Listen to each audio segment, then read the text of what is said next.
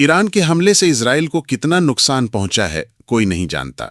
मुख्यधारा के चैनलों पर आरोप लग रहा है कि इजराइल के भीतर जो तबाही हुई है उसकी सही तस्वीर नहीं दिखाई जा रही। इजराइल को अंदाजा नहीं था कि ईरान इस हद तक प्रहार करेगा और तेल अवीव को नुकसान पहुंचा देगा। शुक्रवार को CNN ने अपनी रिपोर्ट में कहा है कि बीरशेबा में माइक्रोसॉफ्ट के दफ्तर को ईरान ने ध्वस्त कर दिया। ये भी लिखा जा रहा है कि इजराइल अपने विमानों को साइप्रस से उड़ा रहा है, तेल अवीव से नहीं। क्या वाकई ईरान ने इजराइल को भारी नुकसान पहुंचाया है या ये भी प्रोपेगेंडा का हिस्सा है, बताना मुश्किल है। इस बीच एक नई खबर ये आई है कि ईरान के अली शमखानी गंभीर रूप से घायल हैं, मरे नहीं हैं, जबकि इजराइल का मीडिया कह रहा है कि शमखानी को मार दिया गया है। इजराइल के प्रधानमंत्री नेतन्याहू कहे जा रहे हैं कि ईरान के सभी परमाणु ठिकानों पर हमला कर देंगे। इनके लिए तो मजाक हो गया है हमले की बात। नेतन्याहू के आगे ग्लोबल लीडर नतमस्तक हुए जा रहे हैं, वरना कोई उनसे पूछता कि जिन जिन देशों के पास न्यूक्लियर प्लांट हैं क्या वहां भी जाएंगे अटैक करने, उनके न्यूक्लियर प्लांट पर भी हमला करेंगे। पता भी है कि न्यूक्लियर प्लांट पर हमला होगा तो कितना खतरनाक परिणाम हो सकता है। इंसान से लेकर पेड़ पौधे पशु पक्षी, इन सब पर क्या असर पड़ेगा।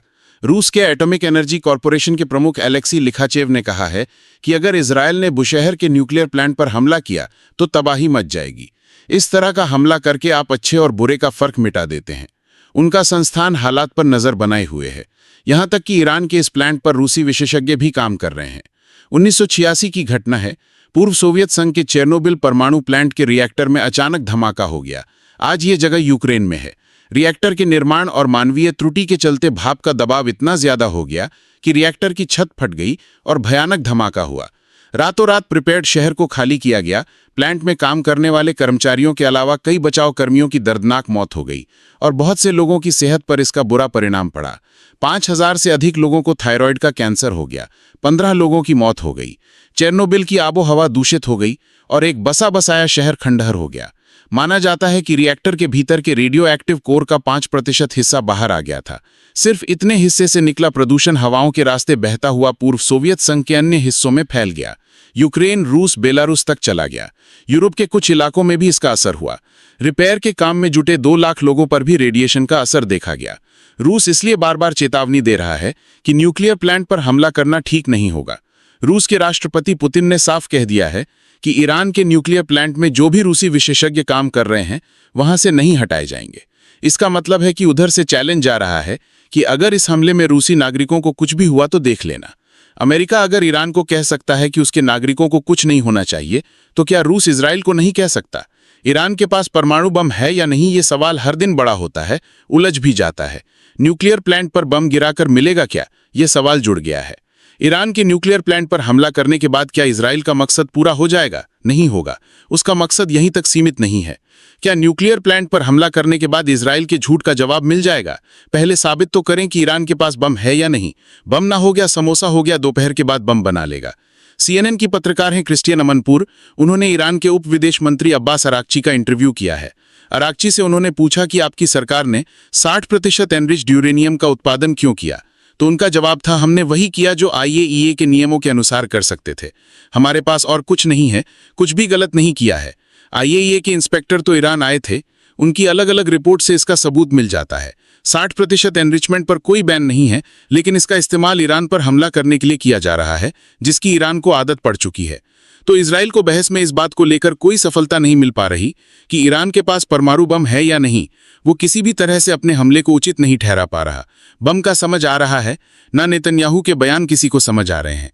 अब इस नेता को कैसे समझा जाए? ना तो कोई पॉलिटिकल साइंस वाला समझ पा रहा है, ना कोई साइकोलॉजी का प्रोफेसर इसे समझ पा रहा है।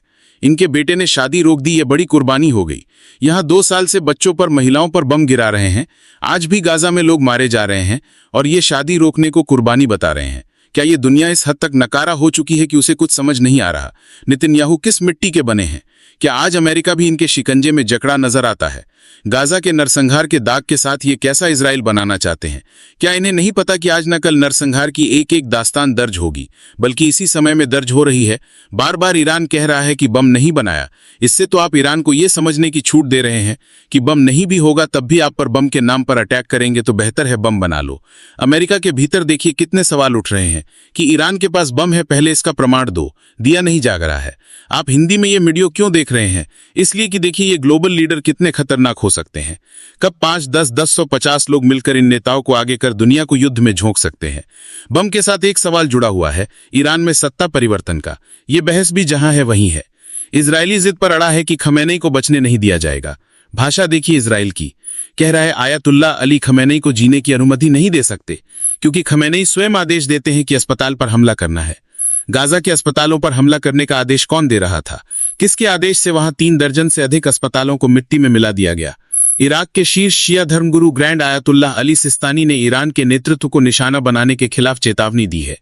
19 जून को उन्होंने कहा कि ईरान के धार्मिक और राजनीतिक नेतृत्व को निशाना बनाएंगे तो पूरे क्षेत्र में विनाश आ जाएगा। रूस के राष्ट्रपति के प्रवक्ता दिमित्री पेस्कोव ने कहा है, सत्ता परिवर्तन की कोई भी बातचीत कल्पना के परे है। इसके बारे में बात करना भी स्वीकार्य नहीं होगा। रूस और चीन सत्ता परिवर्तन के पक्ष में नहीं है। नेतन्याहू भी बीच बीच में बयान बदलते हैं कि वे सत्ता परिवर्तन नहीं चाहते, लेकिन इस युद्ध का परिणाम यही होगा। इनके रक्षा मंत्री बयान देते हैं कि खमेनी को जीने का अधिकार नहीं है। सत्ता परिवर्तन को लेकर 100 तरह का प्रोपेगेंडा चल रहा है। एक तरफ ये चलाया जा रहा है ईरान की लीडरशिप को खत्म कर देंगे, दूसरी तरफ ये भी प्रोपेगेंडा चला रहे हैं कि ईरान की जनता मौजूदा नेतृत्व के खिलाफ विद्रोह कर देगी। एक तीसरा प्रोपेगेंडा ये भी चल रहा है कि इजराइल के हमले से घबराकर तेहरान के लोग भाग रहे हैं। तय कीजिए, डिसाइड कीजिए क्या कहना है। अगर हजारों लोग तेहरान छोड़कर भाग रहे हैं तो विद्रोह करने की योजना कौन बना रहा है? किससे उम्मीद कर रहे हैं? क्या जान बचाकर भागने वालों से आप सत्ता परिवर्तन की उम्मीद लगाए बैठे हैं? फिर इजराइल ईरान के टीवी चैनलों को क्यों हैक कर रहा है? जब वहां की जनता विद्रोह ही कर रही है तो आप टीवी क्यों हैक कर रहे हैं? मतलब आप ऊपर से बम गिराओ, लोग कमरे में बैठकर टीवी देखेंगे कि इजराइल अभी हैक करेगा और फर्जी प्रदर्शन का वीडियो दिखाएगा और उसे देखकर ईरान के लोग विद्रोह करेंगे। ये तो वैसा ही मामला है कि यूक्रेन पर हमला करने वाला रूस ईरान और इजराइल के हमले में संयम की सलाह दे रहा है। इजराइल का कुछ भी नहीं चल पा रहा सिवाय इसके कि अमेरिका उसके आगे मजबूर हो जाए। उसके पास यही आखिरी उम्मीद है। ईरान के अधिकारी लगातार अमेरिका को टारगेट कर रहे हैं। अमेरिका के खिलाफ ईरान में नारे लगने की खबर है। ईरान में 600 से अधिक लोगों के मारे जाने की खबरें आ रही हैं। जिस तरह से इजराइल के भीतर नुकसान की सही तस्वीर नहीं है, वही हाल ईरान का भी है। फॉक्स न्यूज की एंकर मार्था मैकलम ने ईरान के शाह के बेटे रजा पहलवी से पूछा कि क्या आप शाह के तौर पर कुछ समय के लिए ईरान लौटने के लिए तैयार हैं? तो रजा पहलवी कहते हैं, मुझे कुछ समय के लिए नेता का रोल अदा करने के लिए टाइटल की जरूरत नहीं। मुझे लगता है लोग मेरी तरफ इसलिए देख रहे हैं क्योंकि वे मुझ पर भरोसा करते हैं। यहां बांग्लादेश की तरह पुलाव भी साथ साथ पक रहा है, लेकिन ईरान में अभी तक बांग्लादेश जैसा कुछ नहीं हुआ। इसलिए कहा जाता है कि देश कोई भी हो, वहां अगर लोकतंत्र है तो विपक्ष को भी मजबूत किया जाना चाहिए। जहां भी विपक्ष कमजोर हो जाता है, गुलाम हो जाता है, उस देश को, उस लोकतंत्र को हथियारों के सौदागर आलू बैंगन का भरता बना देते हैं। जनता की हालत खराब हो जाती है। 20-20 साल से एक पार्टी का राज चला रहा है। किसी को पता नहीं कि सरकार के भीतर क्या चल रहा होता है। सत्ताएं बदलती रहती हैं तो कम से कम लोकतंत्र का पहिया घूमता रहता है। रही बात ईरान में सत्ता परिवर्तन की, तो उसे लेकर साफ नहीं कि हवाई हमले से सत्ता परिवर्तन वहां कैसे हो जाएगा। अगर ईरान की सत्ता को इजराइल हटा देता है तो कैसे भरोसा किया जाए कि वहां के हालात इराक, सीरिया, अफगानिस्तान और लीबिया से अलग होंगे, बेहतर होंगे? इनमें से किस देश में स्थिति बेहतर हो गई? ईरान और इजराइल के बीच उस झगड़े को आप ये मत समझकर देखिए कि कोई जटिल मामला है, बिल्कुल नहीं। इंटरनेशनल पॉलिटिक्स है, समझ नहीं आएगी ऐसा मत सोचिए। जैसे बाहुबली आपके जिले में प्लॉट कब्जा लेते हैं और आप दशकों मुकदमा लड़ते हुए इस दुनिया से चले जाते हैं। इससे ज्यादा का मामला ये नहीं है।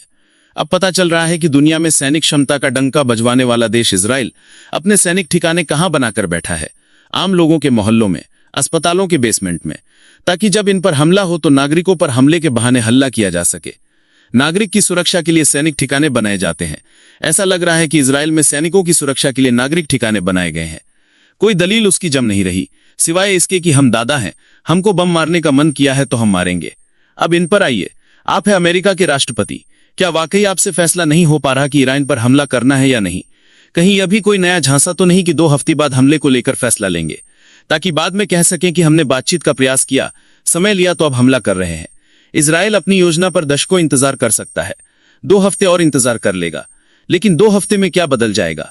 2 साल से गाजा में नरसंहार चल रहा है, अमेरिका से तो रोका नहीं गया। आज भी हर दिन गाजा में हत्याएं हो रही हैं, तो इस 2 हफ्ते में बातचीत से क्या निकल जाएगा? क्या अमेरिका अपनी शर्तों को छोड़ देगा? ईरान कैसे मान लेगा कि वो नागरिक इस्तेमाल के अपने न्यूक्लियर प्लांट को बंद करने जा रहा है? अच्छी बात है कि ट्रंप अपने विकल्प खुले रखना चाहते हैं, लेकिन इस 2 हफ्ते में क्या बदल जाएगा जो 2 साल से नहीं बदल सका? 20 जून को ईरान के विदेश उपमंत्री अब्बास अराक्ची ब्रिटेन, फ्रांस और जर्मनी के विदेश मंत्रियों से मिलने वाले हैं। जिनेवा में होने वाली इस मुलाकात में अमेरिका या इजराइल की तरफ से कोई प्रतिनिधि शामिल नहीं होगा।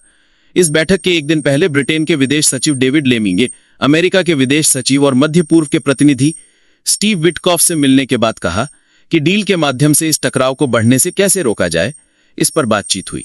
मध्य पूर्व में स्थिति नाजुक है। हम इसे लेकर प्रतिबद्ध हैं कि ईरान के पास कभी परमाणु हथियार न हो। अगले 2 हफ्ते में कूटनीतिक हल हासिल कर पाने की एक खिड़की खुली है। एक तरफ यूरोप के नेता कूटनीतिक हल और डी-एस्केलेशन की बात कर रहे हैं, मगर विज्ञापन किसका कर रहे हैं, सामान क्या बेच रहे हैं, वो भी देखिए। ये फ्रांस के राष्ट्रपति इमैनुअल मैक्रोन की पोस्ट है। तस्वीर में फोन की स्क्रीन पर राफेल की फोटो लगी है और लिखा है राफेल इज कॉलिंग। नीचे लिखा है हमारे यूरोप को बचाइए। ऊपर राष्ट्रपति लिख रहे हैं यूरोप के दोस्तों, आपके लिए कॉल है। ये राफेल बेच रहे हैं, इस लड़ाई में अपना धंधा चमका रहे हैं। याद रखिए, नेतन्याहू पर नैतिक, आर्थिक, सैनिक, सामाजिक, राजनीतिक, व्यक्तिगत किसी भी प्रकार का दबाव बनाने में यूरोप को सफलता